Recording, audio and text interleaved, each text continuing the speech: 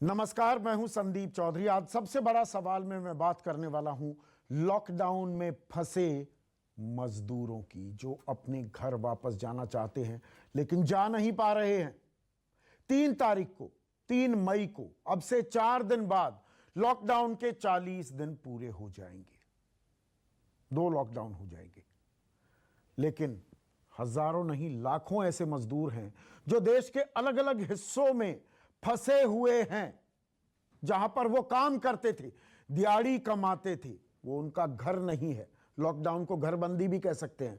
वो अपने घर जाना चाहते हैं लेकिन वो घर जा नहीं पा रहे हैं।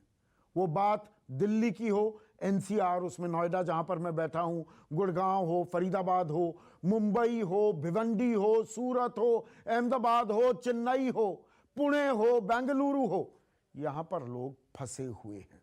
वो अपने घर जाना चाहते हैं लेकिन वो घर नहीं जा पा रहे हैं। जो साधन संपन्न लोग हैं उनके तो इंतजाम हो गए। 1800 लोग उत्तराखंड से बिहार पहुंचा दिए गए बसों के जरिए। कोटा में जो छात्र थे उन्हें यूपी और बिहार पहुंचा दिया गया, यूपी पहुंचाया गया।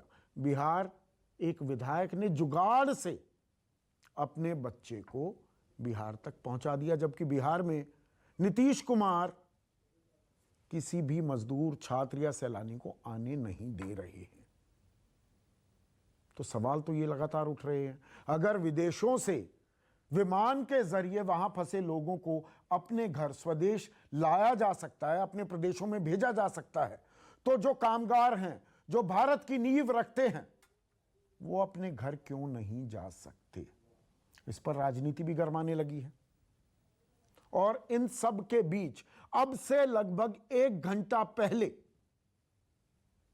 केंद्रीय गृह मंत्रालय की तरफ से एक ऑर्डर पास हो गया है। यह ऑर्डर की कॉपी मेरे पास है। अब इसमें जो फंसे हुए मजदूर हैं, छात्र हैं, सैलानी हैं, इजाजत दे दी गई है कि वो अपने घर जा सकते हैं। राज्यों पर यह जिम्मेदारी लाद दी गई है।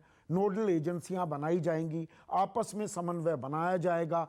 इंटर स्टेट यानी कि अंतर राज्य आवाजाही इन फंसे हुए मजदूरों, छात्रों और सैलानियों को इजाजत दी जाएगी। बसों के जरिए इन्हें घरों तक ले जाया जाएगा। और जो एसिम्प्टोमेटिक होंगे, जिनमें कोई लक्षण नहीं होंगे, उनकी चेकिंग होगी। घर पहुंचने के बाद भी चेकिंग होगी। लेकिन सवाल यह भी कि 36 दिन क्यों लग गए सरकार को यह बात समझने में? 36 दिन से ये लोग फंसे हुए थे, लगातार बातें हो रही थी, तो कहीं साजिश, कहीं कुछ और बातें उछाली जा रही थी। और ये तो अभी ऑर्डर आ गया केंद्रीय गृह मंत्रालय का, उससे पहले राजनीति कैसे हावी थी उसकी भी एक वानगी देख लीजिए इन बयानों के जरिए। प्रधानमंत्री जी हमें कहते हैं कि घर में रहें, सुरक्षित रहें, तो ये जो माइग्रेंट वर्कफोर्स है, प्रवासी मजदूर, जहां वो काम करते हैं वो ठिकाना है, घर नहीं है। उनके लिए भी घर एक अवधारणा है जहां विपदा के समय पहुंचना चाहते हैं। माननीय मुख्यमंत्री जी ने एक स्टैंड लिया है जो कानूनी तौर पर मैं इसका समर्थन भी करता हूं। मैं उसके बावजूद भी जो स्थिति उत्पन्न हुई है उसको भी नजरअंदाज नहीं किया सकता है। और अभिभावक की जो मांग है, बच्चों की भी मांग है, उसको इग्नोर नहीं किया सकता है। तो यहां पर बीजेपी के सांसद का आपने बयान सुना। रामकृपाल कह रहे थे कि ठीक है, कानून का पालन तो हो रहा है लेकिन लोगों की बात भी सुननी होगी। ऐसे में आज का सबसे बड़ा सवाल, मजदूर कब तक घर से दूर? और नीतीश के पास अपनों के दर्द की कोई दवा है? हम सिर्फ बिहार की चर्चा नहीं करने वाले हैं, लेकिन बिहार से मैं चर्चा शुरू करूंगा। और मेरे साथ बीजेपी के राष्ट्रीय प्रवक्ता, देश के सबसे युवा कैबिनेट मंत्री रह चुके हैं और बिहार से ही वास्ता रखते हैं, शाहनवाज हुसैन। जेडीयू जिनकी सरकार है, बीजेपी के साथ साझा सरकार चला रहे हैं, उनके युवा चेहरा, उनके प्रवक्ता डॉक्टर अजय आलोक मेरे साथ हैं। मेरे साथ कांग्रेस की राष्ट्रीय प्रवक्ता सुप्रिया श्रीनेत हैं। इसके अलावा अशोक सिंह, वाइस प्रेसिडेंट है इंटक, बड़ा मजदूर संघ है, उनके वाइस प्रेसिडेंट। और 2 मजदूर भी मेरे साथ हैं। मेरे साथ राम रतन जोशी मजदूर हैं, सूरत में फंसे हुए हैं, वो जुड़ चुके हैं। और प्रदीप कुमार ये शताब्दी ट्रेन में पैंट्री में कार्यरत हैं और तमाम उनके सहयोगी आप देख सकते हैं, ये लॉकडाउन के चलते चेन्नई में ही फंसे हुए हैं, वापस अपने घर जाना चाहते हैं, लेकिन घर जाने का अब तक कोई इंतजाम नहीं था। तो 36 दिन लग गए शाहनवाज हुसैन केंद्रीय गृह मंत्रालय को यह समझने में कि नहीं, मजदूरों को अपने घर भेजा जाना चाहिए। देखिए, कोरोना वायरस का बहुत बड़ा खतरा है, इसको देखते हुए तुरंत लॉकडाउन किया गया और उस लॉकडाउन में पहले तो ये लग रहा था कि एक ही लॉकडाउन होगा, उसमें सारी स्थिति संभल जाएगी। फिर आगे उसको बढ़ाना पड़ा क्योंकि जिस तरह से केसेस बढ़े, और आप जानते हैं कि उसके बाद तो अब केसेस घट गए क्या? केसेस घट गए क्या? केसेस तो 30,000 के पार हो गए। चौधरी जी सुन लीजिए, हाँ, मैं कह रहा हूं उसको लेकर सरकार ने उस वक्त सब कुछ बंद किया। धीरे धीरे हम लोगों ने तय किया, सारे राज्यों से बात करके, जो एक्सपर्ट का ग्रुप है उससे बातचीत किया, उन सब से बातचीत करके ये तय किया क्या क्या खोलना, कहाँ खोलना। रेड जोन, एक green minute zone, Supriya, orange देखिए जोन। जब नंबर आएगा तब। अभी हाथ अरे नीचे भैया, रखिए, सबको मौका दीजिए।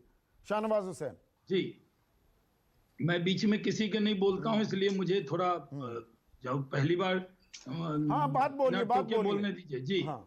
तो मैं ये कह रहा हूं कि सरकार ने उस वक्त राज्यों के मुख्यमंत्री से भी मीटिंग हुई, बातचीत करके कई राज्यों में स्टूडेंट्स के लिए जरूर कई राज्य ले गए।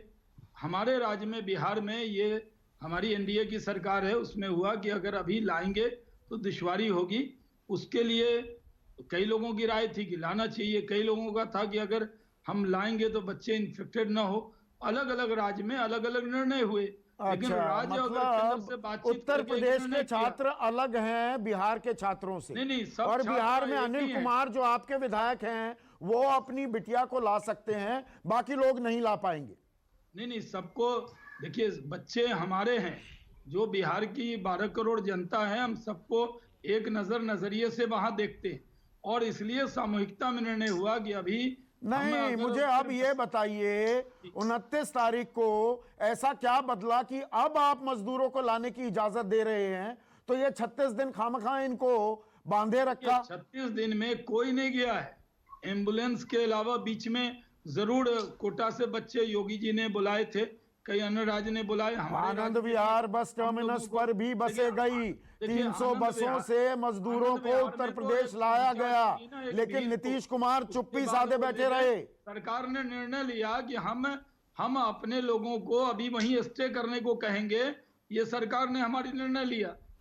तो ये निर्णय गलत था क्या अजय आलोक? ये निर्णय गलत था? गलत और सही नहीं एक होता। मिनट मैं अब अजय आलोक से पूछ रहा हूं, सत्ता उन्हीं के नेता के हाथों में है, ये गलत निर्णय था क्या? अब केंद्र सरकार कह रही है अब लेकर आएंगे ना मजदूरों को। अजय, देखिए, मजदूरों या छात्रों को लाने की कभी कोई समस्या नहीं थी, लेकिन आप जरा संदीप मुझे ये बताइए कि सरकार में अगर हम बैठे हुए हैं और एक महामारी एक्ट घोषित हो चुकी है पूरे देश में, तो राज्य सरकारों का क्या काम है? उस महामारी एक्ट के नियमों का फॉलो करना या अपने हिसाब से चलना? हम तो महामारी एक्ट को फॉलो कर रहे थे, जिसमें केंद्र सरकार के गाइडलाइंस बड़े स्पष्ट हैं। इंटर स्टेट टर्मिनल ट्रांसफ़र नहीं हो सकते हैं, अंतर्राज्यीय मूवमेंट बंद रहेंगी। इसको बड़ी साफगोई से मुख्यमंत्रियों की बैठक में प्रधानमंत्री जी के सामने नीतीश जी ने उठाया और उनको कहा कि हम इसके कारण नहीं ला पा रहे हैं, या तो इसमें आप संशोधन कीजिए या हमें कुछ नियमित छूट दीजिए, क्योंकि डॉक में भी हमें ही खड़ा किया जा रहा है। 1,83,000 मजदूरों को बस में बैठा के बिहार के बॉर्डर पे छोड़ दिया गया, तो क्या हमने उसकी व्यवस्था नहीं की? उनको क्वारंटाइन नहीं किया? उनके सबकी टेस्टिंग नहीं की? उसमें से 52 लोग पॉजिटिव निकले, आज 52 में से 48 लोग उसमें स्वस्थ हो चुके हैं, तो क्या हमने अपनी जिम्मेदारी नहीं पता है?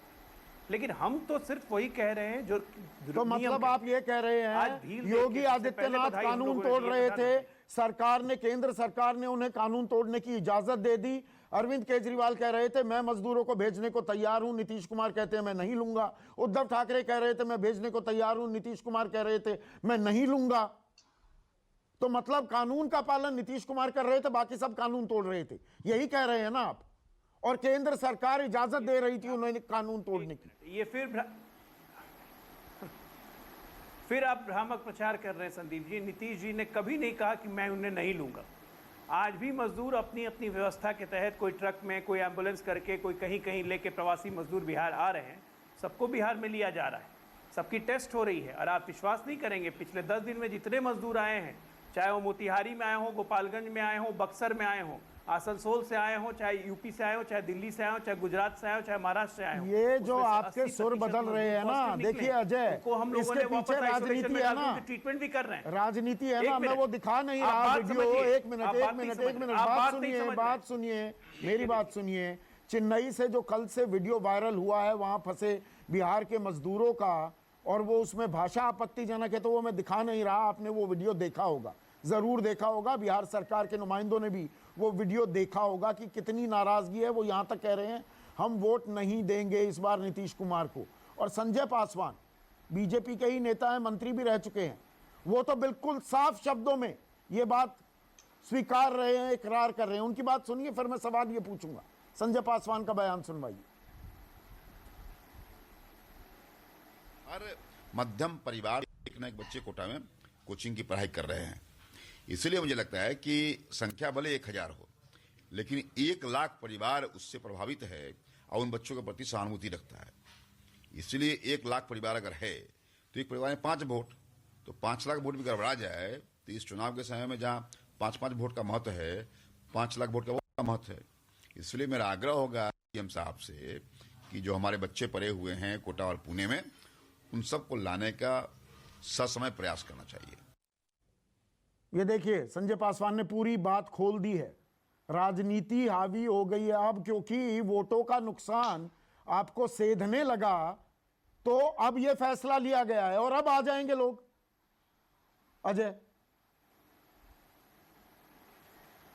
देखिए संदीप, सबसे पहली बात समझिए, मैं अपनी बात कह रहा था कि एक होती है स्टेट पॉलिसी, एक होती है इंडिविजुअल। जो भी इंडिविजुअल अपने तरीके से बिहार में आ रहा है, किसी को बिहार में आने की मनाही नहीं है, उनका राज्य है, बिल्कुल शौक से आए। लेकिन जो नियमावली है कि उनका हम स्क्रीनिंग करेंगे, उनको हम टेस्टिंग करेंगे, उनको हम क्वारंटाइन करेंगे, वो तो हम कर रहे हैं। अब वो अगर हम लाएंगे भी अब बस से, तब भी करेंगे।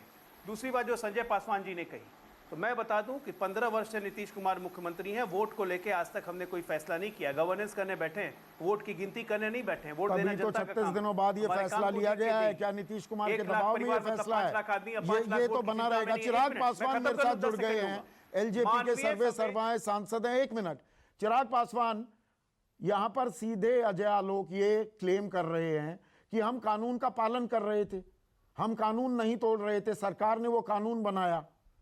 अब जो आया है, हम जो एक स्टैंडर्ड ऑपरेटिंग प्रोसीजर है उसके तहत लाने को तैयार हैं। चिराग पासवान, आपका कमेंट। देखिए, खैर मैं उसमें राजनीतिक टिप्पणी पे नहीं जाऊंगा। मेरी जब बच्चों से बात होती थी, जो बच्चे फोन पे रो रहे थे या जो मजदूर जो प्रताड़ित हो रहे थे, उनसे जब मेरी बात होती थी तो वो मुझसे सवाल पूछते थे कि भैया ये कानून से बिहार के लिए ही है क्या? उत्तर प्रदेश के लोग अपने लोगों को ला सकते हैं, मध्य प्रदेश की सरकार अपने लोगों को ला सकती है, तो ये कानून सिर्फ बिहारियों पर ही क्यों लागू हो रहा है? ये सवाल मुझे वहाँ के बच्चे पूछते थे, वहाँ के मजदूर पूछते थे, मेरे पास जवाब नहीं होता था।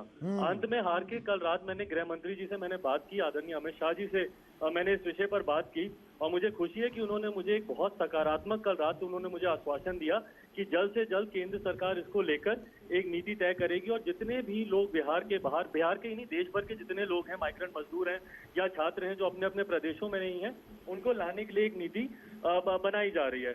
मुझे उम्मीद है, बट अब बस मैं इतना चाहता हूं कि आदरणीय मुख्यमंत्री जी नीतीश कुमार जी पर मेरा विश्वास है, बस मैं इतना आग्रह करूंगा कि अब कम से कम जल्द से जल्द तमाम बच्चों को, तमाम मजदूरों को जो कि बहुत ही बदहाल हालत में हैं, उनको जल्द से जल्द बस अपने प्रदेश वापस ले आए। बहुत बहुत शुक्रिया चिराग पासवान, आप हमारे साथ फोन लाइन पर जुड़े। लेकिन सुप्रिया, सवाल अभी भी जस का तस है। 36 दिन क्यों लग गए छात्रों को, मजदूरों के दर्द को समझने में सरकार को? और बदला क्या है? क्योंकि गरीब की कोई सुनवाई नहीं इजाजत है, पहले इजाजत नहीं थी। 36 दिन इसलिए लग गए संदीप जी क्योंकि गरीब की कोई सुनवाई नहीं है। विदेशों से आप लोग ला सकते हैं, उनकी स्क्रीनिंग कर सकते हैं, मुझे कोई आपत्ति नहीं है। छात्रों को घर वापस ले जाने में, बच्चे हैं डरे हुए थे, उनकी स्क्रीनिंग कर सकते हैं। लेकिन जब मजदूरों की बात आती है, क्योंकि वो गरीब होते हैं, 36 दिन लगते हैं आपके कान पे जू रेंगने में, और वो मजदूर सबसे ज्यादा परेशान है। उनकी नौकरी चली गई है, उनको पैसा नहीं मिल रहा है, उनके पास घर भेजने को पैसा नहीं है, खुद खाने के लिए पैसा नहीं है, घर वाले उधार लेकर उनको पैसा भेज रहे हैं। ये हालत है उन लोगों की। और अब आपने कहा है कि बसें जाकर ला सकती है, मैं स्वागत करती हूँ आज की घोषणा का, लेकिन मैं कुछ सवाल उठाना चाहती हूँ और मैं चाहती हूँ कि शाहनवाज जी इसका जवाब दें। आप बसों से लाएंगे, सोशल डिस्टेंसिंग होगी, बसों में आएंगे 30-40 लोग एक बस में, फंसे हुए हैं लाखों लोग, आपको कोई तो स्पेशल ट्रेन चलानी चाहिए। इतने लोग अपने घरों के बाहर फंसे हुए हैं, उन सबका एक आग्रह है, ये भीषण वक्त है, ये भय का वक्त है, हमें अपने घर पहुंचा दीजिए। क्यों सरकार इसके बारे में इतनी असंवेदनशील है? इसका अभी जवाब तक सरकार ने कहा है बसों के जरिए ही इन्हें ले जाया जाएगा घरों तक। रेल का कोई जिक्र नहीं है इस ऑर्डर में, इस ऑर्डर में रेल का कोई जिक्र नहीं है। देखिए संदीप जी, मैं बोलूं?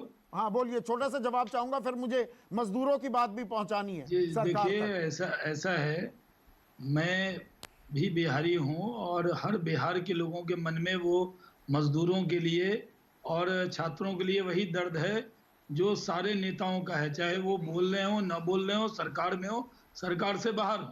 हमारे यहाँ भी भागलपुर के लोग, अररिया किशनगंज के लोग, बहुत से लोग फोन करते हैं और बहुत से लोगों की मदद भी की है। हम जानते हैं कि वो कितने परेशान है। हर बिहार का नेता इसी काम पे लगा हुआ है। लेकिन नहीं जब नहीं एक नहीं, बार मैं ये महिमा तय मंडन हुआ- के लिए नहीं बैठा हूँ। एक मिनट मजदूर शाहनवाज है। हुसैन सर, मुझे स्क्रीन पर रखिए।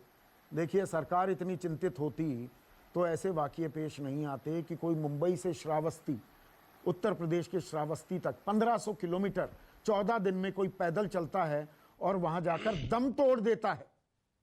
फिर यह आलम ना होता कि तेलंगाना से एक 12 साल की लड़की छत्तीसगढ़ में अपने घर के लिए निकलती है, बीजापुर के लिए, और घर से 11 किलोमीटर पहले वो दम तोड़ देती है।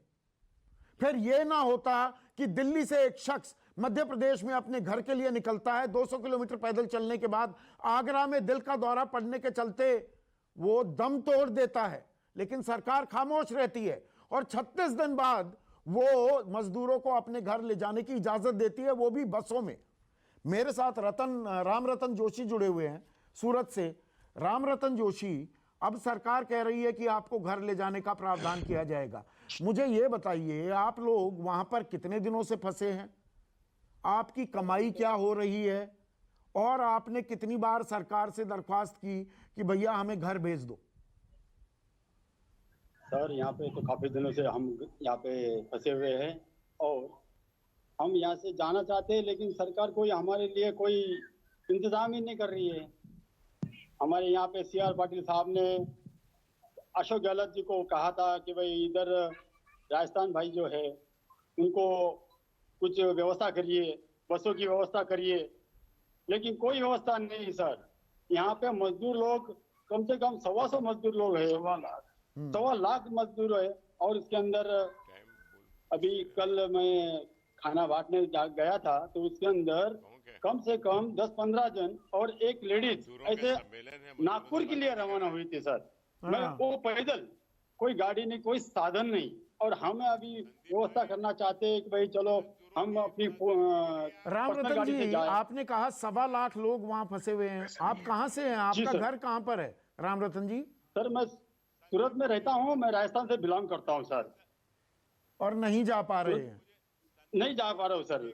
आपको पैसे मिल रहे हैं, आपके जनधन खाते में पैसे आ गए, राशन मिल रहा है आपको? सर राशन की कोई व्यवस्था नहीं है और कोई पैसा तो जनधन अकाउंट में कुछ आ रहा है, किसी का आया नहीं है, ये भी सुनने में आया है। आपके आ गए ना? आ रहा है? नहीं, मेरे तो नहीं आए सर। अच्छा, आपके पैसे भी नहीं आए? नहीं आए। अभी मैं चेन्नई भी आपको लिए चलता हूं, और चेन्नई में प्रदीप कुमार हैं, ये शताब्दी में पैंट्री में काम करते हैं और इनके साथ इनके सहयोगी हैं। प्रदीप को फुल स्क्रीन दिखाइए। प्रदीप, आप कब वहां फंसे, चेन्नई में कितने दिनों से फंसे हुए हैं, और आपके साथी कैसे गुजर बसर कर रहे हैं वहां पर? हमारे साथी जो है बहुत मुश्किल से गुजर बसर कर रहे हैं फिलहाल तो।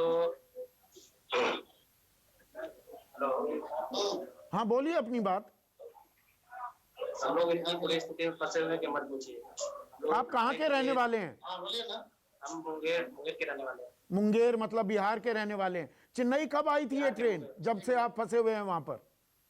जी नहीं, हमारी जो जब से स्टार्टिंग लॉकडाउन हुई है तब से ही फंसे हुए। ओ, तो आप 24 तारीख से ही फंसे हुए हैं, 24 अप्रैल से? जी हाँ। तो काम धंधा कैसे, मतलब आप तो ट्रेन के एम्प्लॉयज हैं, आपको सैलरी मिलती होगी, या आप कॉन्ट्रैक्ट पर हैं, आपके ठेकेदार आपको पैसे देते हैं? ठेकेदार दिए। तो ठेकेदार पैसे दे रहे हैं आपको? जी नहीं, वैसे अभी तक तो अभी कोई क्लियर बात नहीं हुई है। फिलहाल तो जो हमारा जितना उनका काम किया हुआ था उतना सैलरी मिल चुका है। बाकी बात अभी खाना पीना की व्यवस्था हो चुका है, लेकिन ये सही से नहीं हो पा रही है कि हम लोग यहाँ रह सके। तो आप रह कहाँ रहे हैं प्रदीप जी? हम लोग को जो कॉन्ट्रैक्टर है वो प्रोवाइड किया है, उसी में हम लोग रहते हैं। कितने लोग हैं आप, कितने लोग फंसे हुए हैं वहां पर? हम लोग लगभग 40 मेंबर है सर। ओहो, तो अशोक सिंह, ये दिखा रहा हूँ 1.25 लाख वहां पर लोग फंसे हुए हैं। बॉर्डरिंग इलाका है, मतलब राजस्थान जाना है, घर जाने के लिए नहीं हो पा रही है व्यवस्था 36 दिन से। चेन्नई में रेल में काम करने वाले, कॉन्ट्रैक्ट पर काम करने वाले वहां पर फंसे हुए हैं, पर ये हमारी प्राथमिकता नहीं है। आपकी बात मैंने सुन ली। अब आप हेलो संदीप भाई। हाँ संदीप भाई जी, देखिए, ये आपने जो मीटिंग बुलाई है, ये जो प्रेस कर रहे हैं टीवी दूरदर्शन पे अपने, ये मजदूर फंसे हुए हैं पूरे कश्मीर से कन्याकुमारी तक, उन कैसे पहुंचे।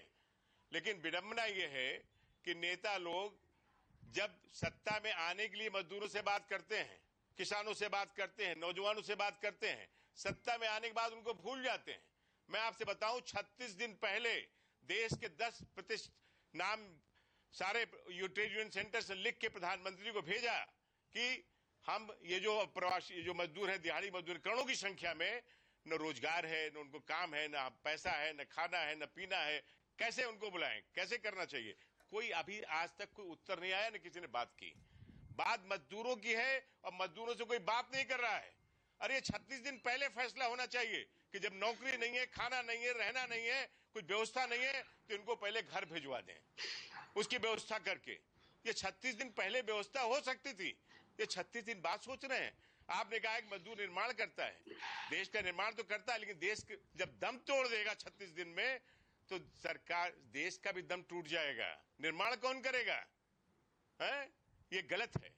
शाहनवाज हुसैन, हमारी प्राथमिकता ही गलत है क्या? नाम लिए शाहनवाज हुसैन को स्क्रीन पर लाइए। शाहनवाज हुसैन, हमारी प्राथमिकता ही गलत है क्या? नहीं, और अभी भी बसों में भेजा जाएगा। बिल्कुल ठीक कर रही हैं सुप्रिया, कितनी बसें लगेंगी? ट्रेनों में स्पेशल ट्रेन क्यों नहीं चलाई जाती? देखिए संदीप जी, ये सारे निर्णय आज कोरोना वायरस का जो खतरा है उसको देखते हुए बहुत से निर्णय सरकार ने, अरे तो खतरा थोड़ा मिटा है अभी। आपको मैं बता दूं ना, आपके जो सुझाव हैं वो आप मेल कीजिए ना कांग्रेस पार्टी। अभी तो आपने राजस्थान के मजदूर दिखा दिए, तो राजस्थान तो बॉर्डर पे है, गुजरात, मैंने गुजरात के दिखाए जो राजस्थान के मूल निवासी। मैं कह रहा हूँ ना कि राजस्थान के मूल निवासी दिखा दिए, और बिहार से जाने, बिहार के लोग तो पूरे देश में, चेन्नई में दिखाए ना, बिहार वाले हैं, मुंगेर के हैं। मैं जान रहा हूँ बड़ी तादाद में लोग हैं। सरकार लॉकडाउन का फैसला 4 घंटे के लिए तुरंत निर्णय लिया गया था, और उसको अगर लॉकडाउन नहीं किया होता तो आप ये प्रोग्राम नहीं कर रहे होते। अमेरिका और यूरोप की तरह वो दिक्कतों में हम भी शामिल होते जो दिक्कत हो रही है। कोरोना का संक्रमण क्या मिट गया है? अगर मैं आपकी बात बिल्कुल मानता, फिर तो आप बिल्कुल कंप्लीट लॉकडाउन रखिए। अब राजनीति आड़े आ गई, अब बिहार के चुनाव नजर आने लगे। लॉकडाउन होता है 24 तारीख को, 23 तारीख को मध्य प्रदेश में शपथ ग्रहण होता है। पहले मध्य प्रदेश में सरकार बनानी थी, अब बिहार में चुनाव जीतने हैं क्या? आप बार-बार ये मध्य प्रदेश, नहीं, मैं क्यों नहीं बताऊंगा? अगर गलत बता रहा हूं तो बोलिए। आप बार-बार मध्य प्रदेश ले आते हैं। आप ये नहीं कहते कि भारत गलत फैक्ट हो तो बताइए। पूरे दुनिया में लोग किस तरह का दुष्प्रचार कर रहे हैं, उस पर चर्चा नहीं करते आप। आप ये करते हैं, यहाँ वो परेशान है, वहां वो परेशान है। आपको क्या पता? मुझे अपने देश के, अपने मजदूरों, अपने गरीबों की चिंता है। मैं उनके लिए आवाज उठाता रहूंगा। आपको बुरा लगे तो लगता रहे। जी, गरीबों की, मजदूरों की आवाज बनेगा न्यूज 24, बनेगा। सबसे बड़ा सवाल, आपको दिक्कत होगी तो होती रहे। आप आवाज नहीं है, हम लोग भी गरीब मजदूर के बीच में काम करते हुए कर रहे हैं। जहां भी राज्य सरकार है, अलग अलग राज्य सरकार है, और लेकिन केंद्र और राज्य टीम इंडिया की तरह काम कर रही है। इसमें वाद विवाद का विषय नहीं है और आपके दिमाग में है शहनवाज जी। एक मिनट सुप्रिया, आप स्क्रीन पर। सुप्रिया देखिए, एक मिनट शाहनवाज हुसैन। सुप्रिया, बात बड़ी सीधी है। क्या हमारी प्राथमिकता ही गलत है? हमें नहीं दिखता, लोग पैदल चल रहे हैं। मैंने 3 वाकये बताए। कोई मुंबई से श्रावस्ती पहुंचता है, 1500 किलोमीटर चल के दम तोड़ देता है। एक बच्ची 12 साल की बच्ची तेलंगाना से बीजापुर छत्तीसगढ़ जाती है, दम तोड़ देती है। एक दिल का दौरा पड़ने से शख्स दिल्ली से मध्य प्रदेश जा रहा था, आगरा में दम तोड़ देता है, लेकिन सत्ताधारियों पर फर्क नहीं पड़ता। मैं आपसे और ज्यादा वाकया रख ही नहीं सकती हूँ। बिल्कुल हमारी प्राथमिकताएं गलत है। मैं दूसरा पॉइंट बोलना चाहती हूँ। हिंदुस्तान दुनिया के सबसे कॉम्प्लेक्स डेमोक्रेसी राष्ट्रों में से एक है, लेकिन हम फिर भी फ्री एंड फेयर इलेक्शन करा लेते हैं। क्या हम इलेक्शन पार्टी की तरह ऑफिशियल्स को अभी तक अपॉइंट नहीं कर सकते थे माइग्रेंट लेबर को भेजने के लिए? क्या हम क्लस्टर वाइज लोगों को नहीं भेज सकते थे? क्या हम उनके टिकट उनके घर पहुंचाकर, जिससे भागा दौड़ी की स्थिति ना हो, भगदड़ ना बने, भीड़ ना इकट्ठा हो, नहीं कर सकते थे? हम कहां कहां चुनाव करा लेते हैं, हम किस तरह से डेमोक्रेसी चला लेते हैं, और हम ये नहीं करना चाहते क्योंकि हमारी प्राथमिकता नहीं है। ये गरीब लोग हैं, इनकी आवाज नहीं पहुंचा रहा है कोई। और मैं आपको आज कांग्रेट्स करना चाहूंगी कि आप अपने शो पर मजदूरों को लाए और उनकी बात सुनी। मैं महाराजगंज से हूं, मेरे पास लोगों के फोन आते हैं जो दूर दराज के इलाकों में, वो रोते हैं आंसुओं से। राशन पानी छोड़ दीजिए, वो कहते हैं दीदी हमें घर पहुंचा दीजिए, हम डरे हुए हैं। ये हालात है मजदूरों के।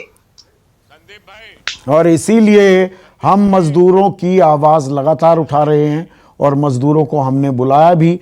आपका बहुत बहुत शुक्रिया रामरतन जोशी जी और प्रदीप कुमार जी। सरकार के कानों तक आपकी आवाज पहुंच गई है और हम न्यूज़ 24 वाले आपकी घर वापसी की कामना करते हैं। आज के लिए बस इतना ही। नमस्कार। अगर आपको हमारा ये वीडियो पसंद आया हो तो इसे लाइक और शेयर जरूर करें। अगर इस वीडियो पर आपकी कोई राय है तो नीचे कमेंट भी कर सकते हैं। और हाँ, देश और दुनिया की तमाम खबरों से वाकिफ रहने के लिए अभी सब्सक्राइब करें न्यूज़ 24 का YouTube चैनल। न्यूज़ 24, निष्पक्ष खबरें।